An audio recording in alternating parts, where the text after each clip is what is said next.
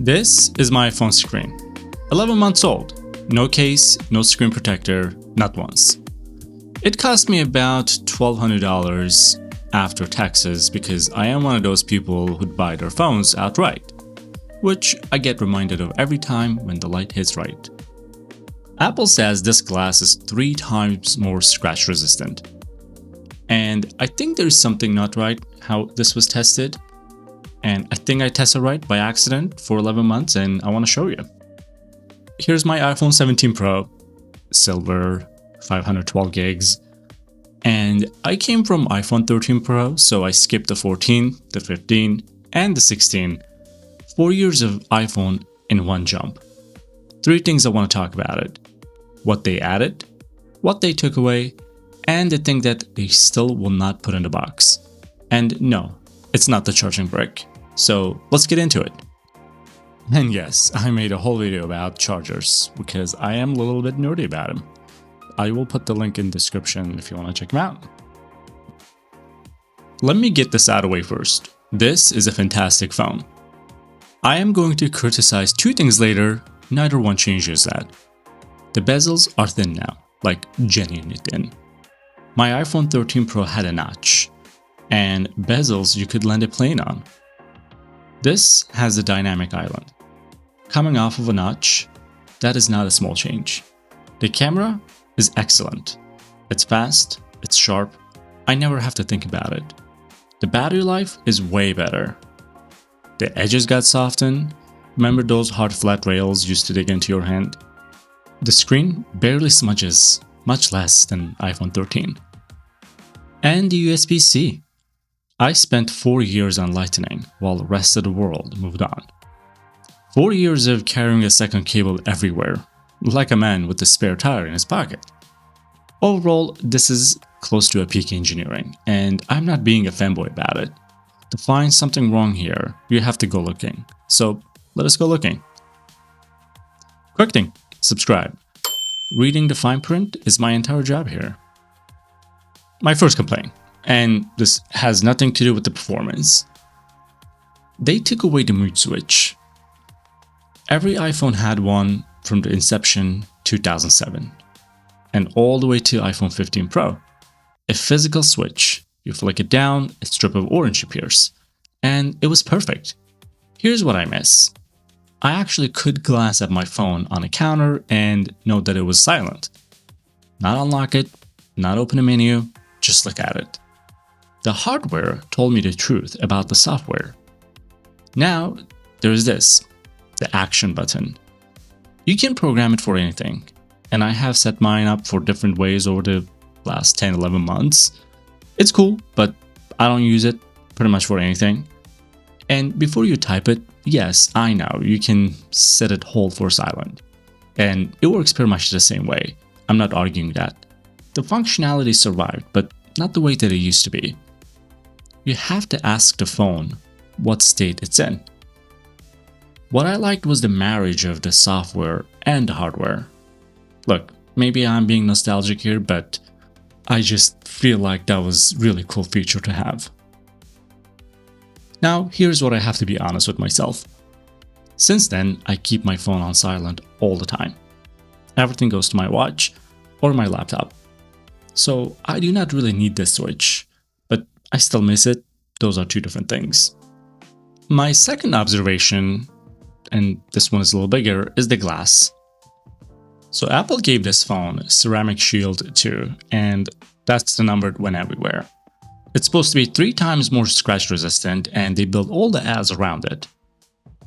But Apple never says what that number is measured against. There is no baseline, no test, no method.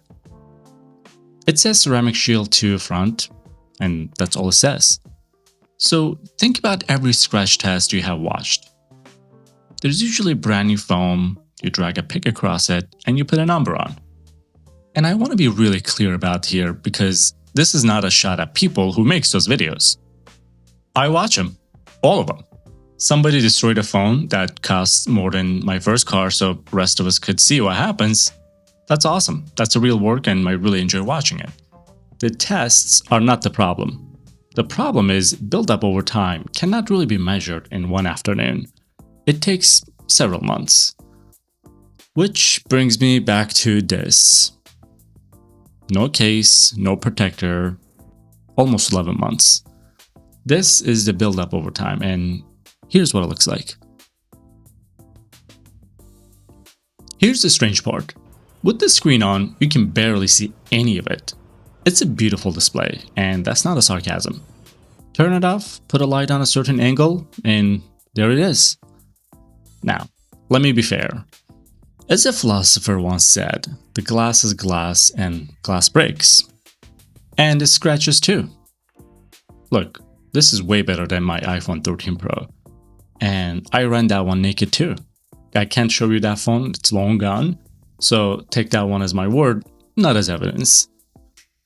When the first ceramic shield came out, the test said it scratched like ordinary glass. But is it 3 times better? I have no idea, neither do you, and that's my whole point. Apple put a number in an ad, left it out of the spec sheet, and never said how to measure it. Okay, quick detour. Storage. I paid extra for 512 gigs. Plenty of people will tell you not to. So I am at 230 gigs and I use iCloud on top of that. So here's my take. Buy the 512. If I had bought the 256, I would have about 26 gigs left right now. So look, I mean, obviously this is years of buildup, but I never want to sit in a parking lot and delete videos because I need to shoot something new. So if you're raking a lot of photos and recording videos, pay the extra if you have in your budget. Apple sells 256 as the base model. For a lot of people, I think that's a trap. Now, back to glass. I want to zoom all the way out for 1 second. So let's just think about it, right? You buy a phone. The very first thing you do before you even use it is put a screen protector on it, or a case, right? And think about how normal we let that get. You spend $1,000, sometimes even more than that, and you have to spend another $20 or $30 on a piece of plastic to keep it from getting wrecked. Apple sells them in the store. They have a machine on the counter that applies it for you. So the fix exists. It's right there. It's just not in the box. So why does it not come with one? Because look at this. 10 or 11 months.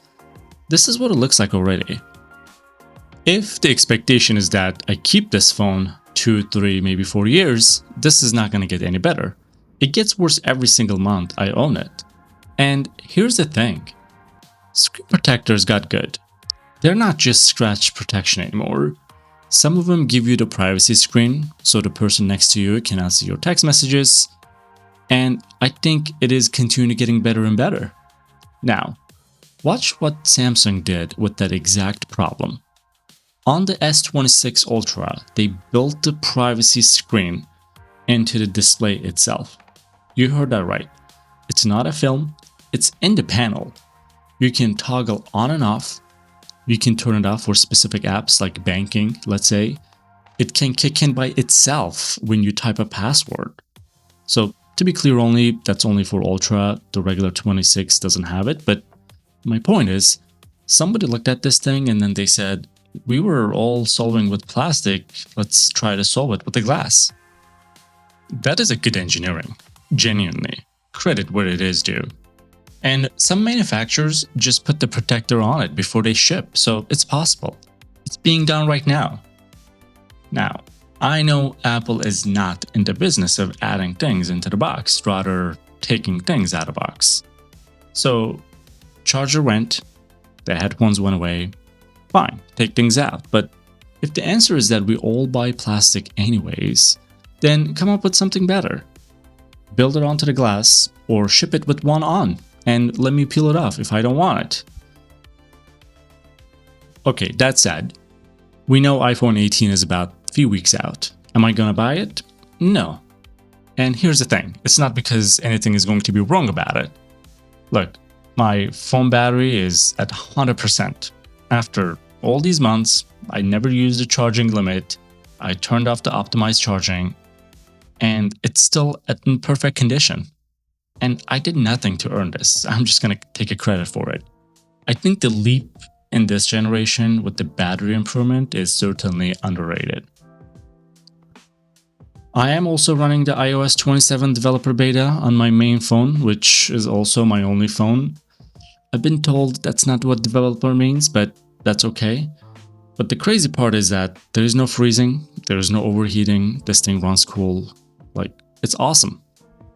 And the 18, from what it's leaking, is just going to be a spec gear, so probably better cameras, better chip, maybe a smaller dynamic island, and some nicer colors. Apple spent this summer raising prices on almost everything else it makes, like the Macs, iPads, Apple TV, HomePod. The iPhone was not on that list, but based on what we're hearing, looks like iPhone 18 is also going to get the price bump. The one exception is that the folding phone. Looks like it's going to be an interesting year once the folding phone comes out, and I will be watching, but I'm not going to be paying for the incremental, so they're not going to be building the iPhone 18 for somebody who's on 17, they're building them for somebody who's on 14 or maybe 15. Most people upgrade their phones every 2 or 3 years. I am more like on the 3 or 4. How about you? Do you like to upgrade your phone every year, or you'd rather wait for a few years? Let me know in the comments. And finally, I also want to know if you're running your phone naked as well.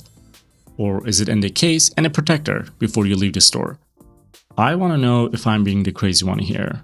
And subscribe, because in a few weeks, Apple is putting a folding iPhone on a stage. And I'm coming back to tell you whether I held the line or I caved. Nothing's perfect, see you on the next one. Oh, quick note, you know what else is not perfect? My AirPods Pro 3 that I bought it last year. I made a whole video about it, so check it out. It's really interesting. Thank you for watching. Don't forget to subscribe, and I will see you on the next one.